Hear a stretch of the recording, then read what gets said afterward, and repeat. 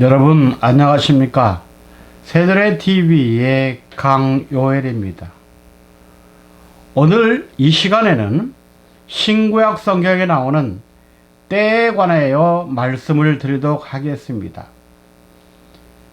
갈라디아 4장 4절과 5절 말씀 보면 때가 참에 하나님이 그 아들을 보내사 여자에게서 나게 하시고 율법 아래 나게 하신 것은 율법 아래 있는 자들을 속량하시고 우리로 하나님의 아들의 명분을 얻게 하려 하심이라, 이렇게 기록되어 있습니다. 전도서 3장 1절이면 천하에 범사가 기한이 있고 목적을 이룰 때가 있다고 했습니다.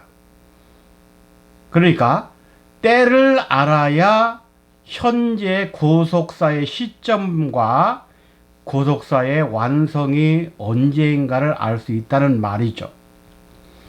마태 24장 45절 말씀에는 때를 따라 양식을 나눌 자가 누구뇨 그랬습니다. 이 말씀은 우리가 살고 있는 이 현 시대에 어떠한 말씀이 전파되어야 되고, 또한 그 때에 맞는 말씀을 어떤 분, 어떤 교회에서 나오는가, 그것을 잘 살피라는 말입니다. 이 시대, 누가 뭐라 해도 종말이라고 하는 시대에는 우리가 전자에 믿던 구약시대나 초림 신약시대에 나오는 말씀과는 달라야 합니다.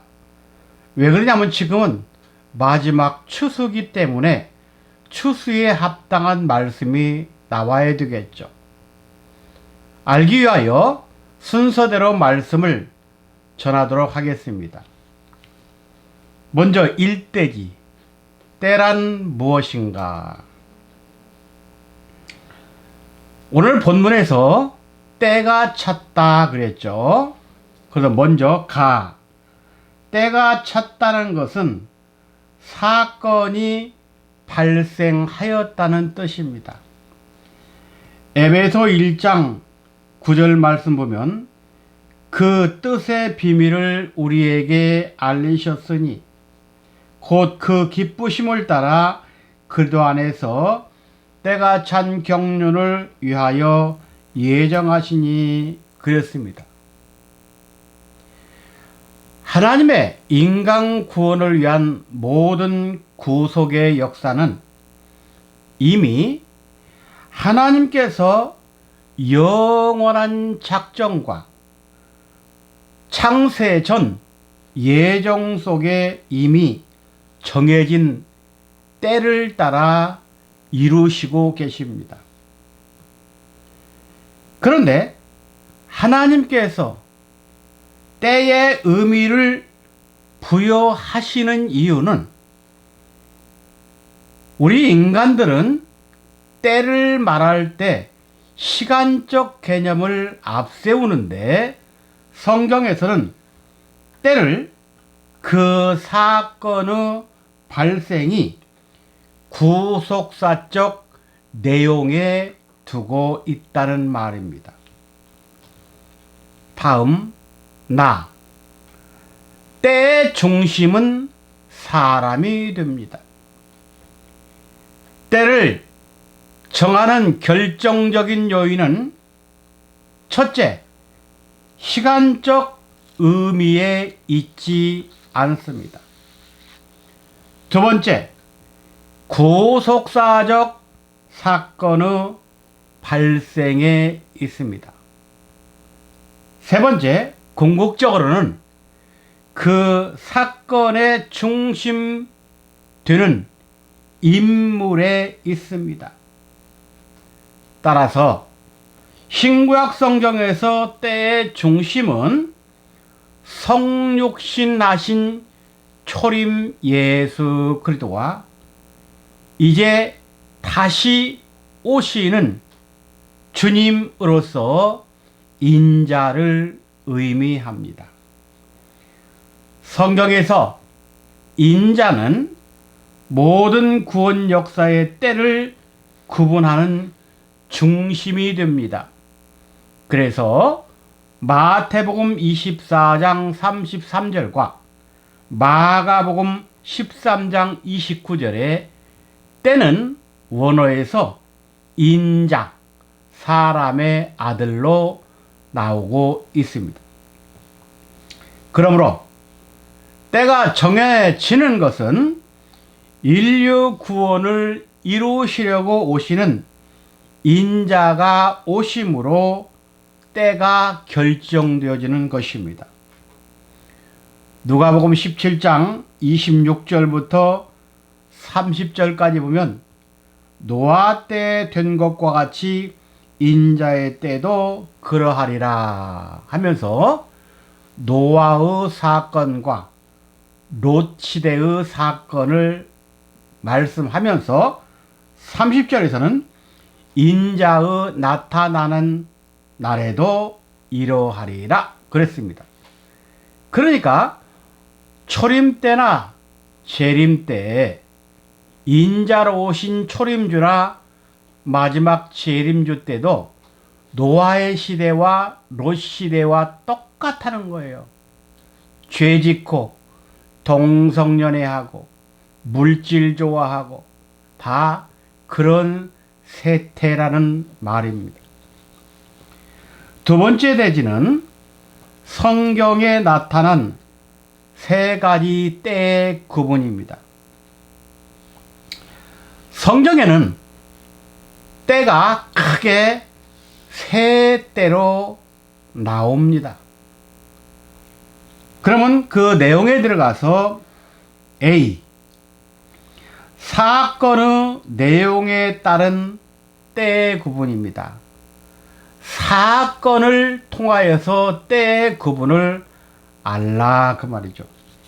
첫째, 율법의 때는 구약 시대를 특정 지으며 율법은 죄를 깨닫게 하는데 초점을 두고 있습니다. 로마서 3장 20절 말씀에 나오죠. 두 번째, 은혜와 진리의 때는 신약 시대를 특정 지으며 요한복음 1장 14절에서 예수님께서 은혜와 진리로 오셨다 그랬죠. 이때는 죄인이 하나님의 은혜로 값없이 의롭다 하심을 얻음에 있습니다. 누가복음 1장 77절, 사도행전 26장 18절, 에베소 1장 7절, 로마 3장 24절에 잘 나와 있습니다. 세 번째, 마지막 때는 감추었던 만나가 공개됩니다. 요한계시록 2장 17절에 나오죠. 이때는 의인 중에서 악인을 갈라내는 심판의 역사가 있습니다. 마태 13장 49절부터 50절이죠. 그러니까 재림하시는 분은 이 세상에 오셔서 믿는다고 하는 사람들 가운데에서 악한 자를 골라낸다 그런 말이 되겠습니다. 다음 B. 중심 인물에 따른 때의 구분이 있습니다. 마태 21장 33절부터 41절까지 말씀입니다. 첫째, 구약 종의 때는 부름을 받은 선지자들을 통해서 하나님의 뜻이 여러 부분과 여러 모양으로 조각조각 증거됐습니다. 히브리 1장 1절과 베드로전서 1장 10절과 11절 말씀입니다.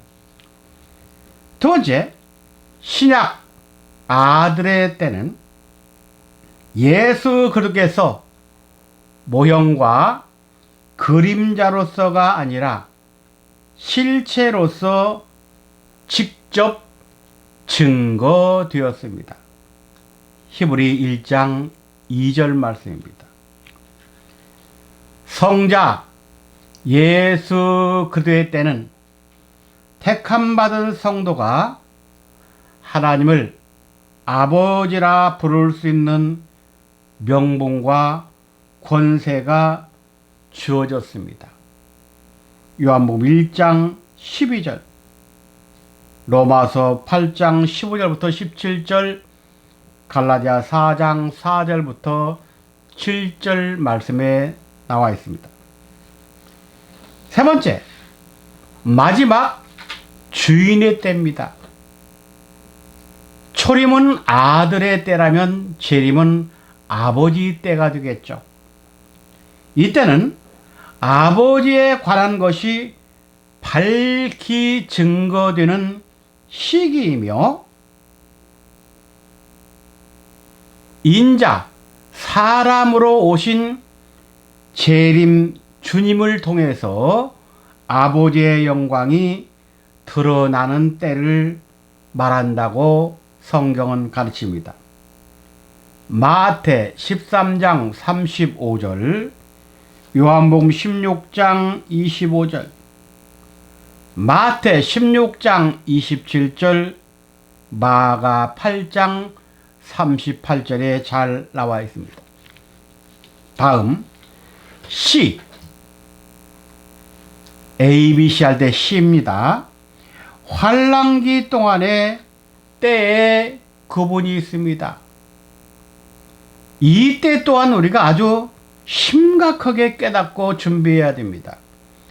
다니엘서 7장 25절, 12장 7절, 요한계시록 12장 14절 본문입니다. 먼저 첫 번째, 한때, 두때, 반때는 다니엘 7장 25절과 요한계시록 12장 14절에 나옵니다.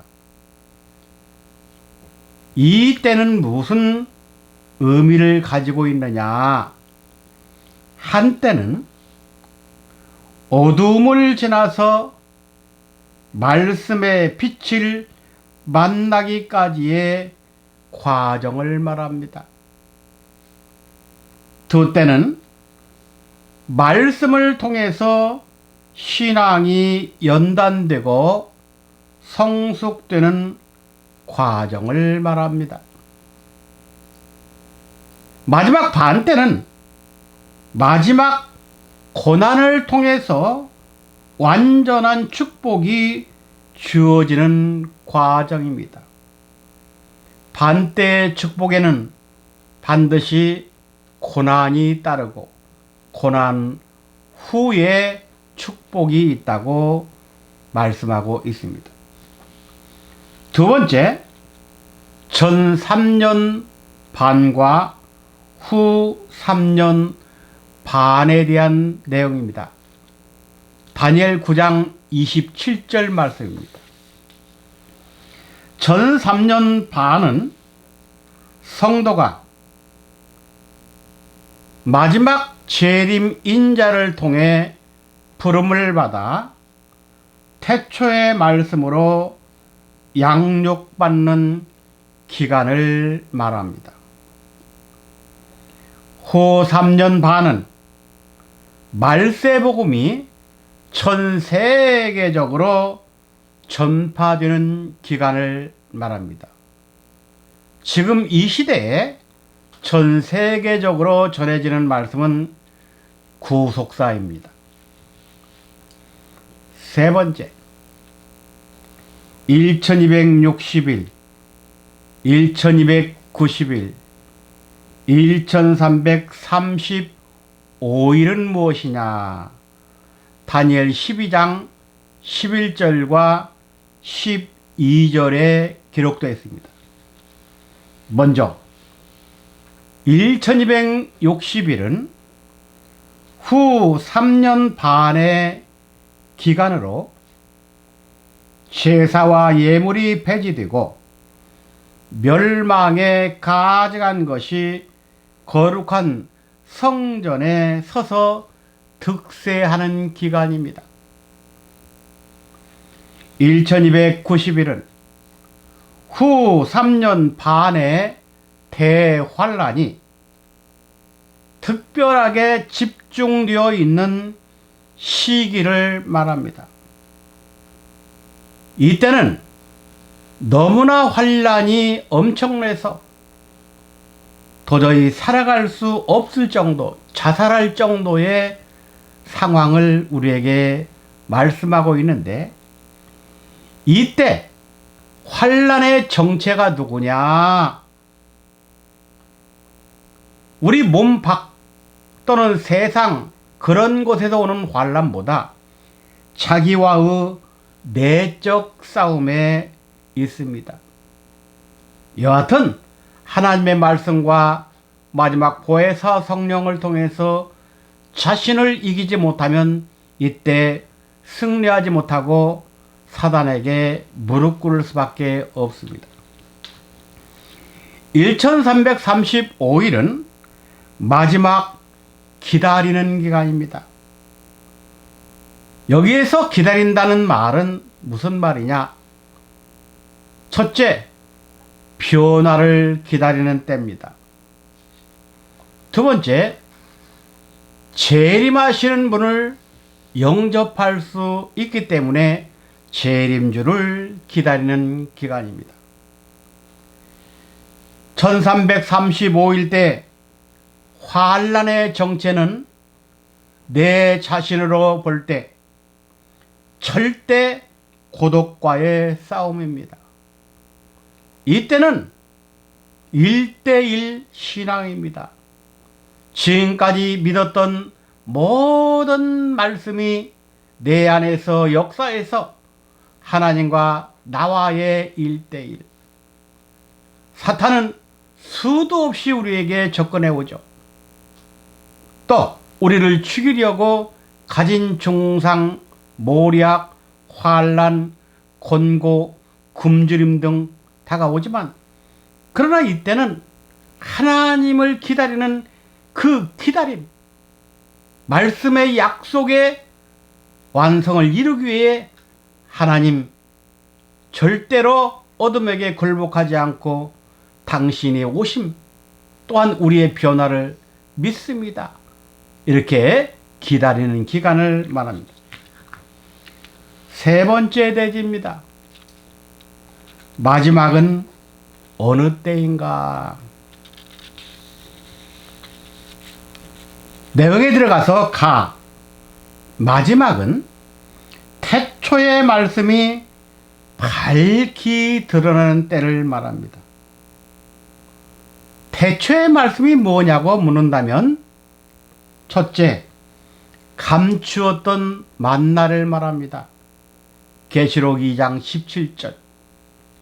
두 번째, 오래 저장하여 두었던 맑은 포도주의 말씀이 밝히 공개되는 때를 말합니다.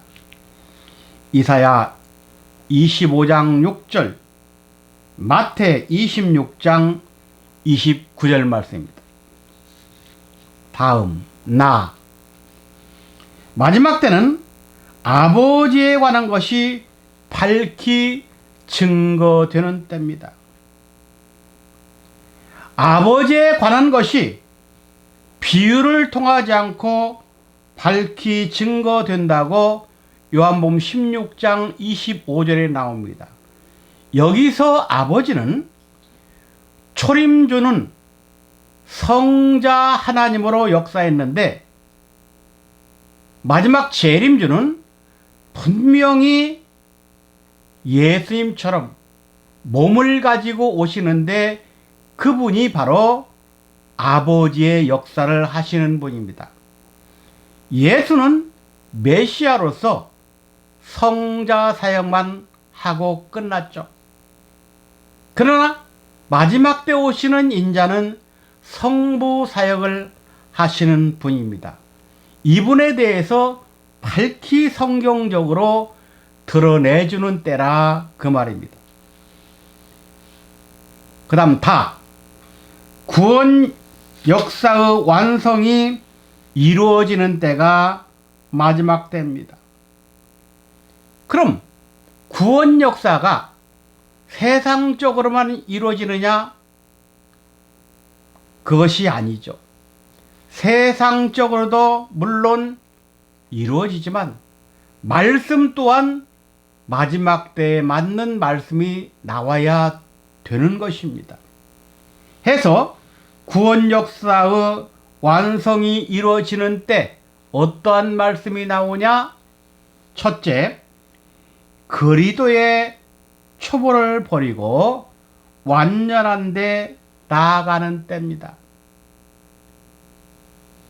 구원 완성이 이루어지는 때는요, 초림, 즉 십자가와 부활로 이루어지는 것이 아니다 그 말이에요. 그래서 이것을 버리고 완전한 데 나가라고 히브리서 5장 12절부터 6장 2절에서는 나옵니다. 그래서 거기에 도의 초보, 말씀의 초보를 부활도 초보라고 했습니다. 부활도 이제는 터삼어라. 그리고 완전한 데 나가라 그랬습니다. 여기서 완전한 데는 영육간 죽지 않는 멜기세덱의 비밀을 말합니다. 멜기세덱의 비밀을 알고 그 뜻을 이룬 자만이 완전하다고 성경에서는 가르칩니다. 다음 두 번째는 부분적으로 행하던 것들이 폐하여지는 때입니다. 세 번째는 마지막 때는 얼굴과 얼굴을 맞대어 보는 것처럼 확실한 때라고 가르치고 있습니다. 고린도전서 13장 10절부터 12절 말씀입니다. 지금까지 말씀드린 것을 종합해서 결론을 내리겠습니다. 이렇게 성경은 크게 세 때로 구성되어 있음을 알 수 있습니다. 그리고 때마다 전파되는 말씀이 다르고 때마다 그 때를 이끌어가는 대표 인물도 다름을 알 수 있었습니다. 그렇다면 지금 어느 때냐고 묻는다면 구약 때는 모세가 중심이 되어 율법을 전파했고 신약 때는 성자 예수 그를 통하여 십자가와 부활이 전파되었습니다. 이제 마지막 우리 시대의 종말 때는 재림 인자를 통하여 태초의 말씀, 즉 성삼위 하나님께서 우주와 만물을 창조하실 때 사용하셨던 말씀, 이 말씀을 한국어 성경에서는 가라사다라고 합니다. 히브리어 성경에서는 아마르라고 합니다. 이 가라사다라고 하는 아마르 이 말씀은 한국말로는 창세기 1장에서 가라사대가 10번 나오고 원어 히브리어로는 11번 사용되었습니다. 하나님은 창조를 시작하실 때 가라사대로 시작하셨듯이 마지막 우주와 만물과 구원의 완성을 이루실 때도 가라사대로 마치게 됩니다. 이 가라사대에 대해서 요한계시록 21장 또 22장에 보면 처음과 나중이라는 표현을 사용하고 있습니다. 바로 하나님이 알파와 오메가, 시작과 끝, 처음과 나중, 이 처음과 나중이라는 뜻이 바로 가라사대의 비밀을 가지고 있는 내용입니다. 이 시대에 하나님의 가라사대인 태초의 말씀을 받는 자들은 영육간 죽음을 초월하는 변화를 반드시 이룬다는 사실을 믿으시기 바랍니다. 감사합니다.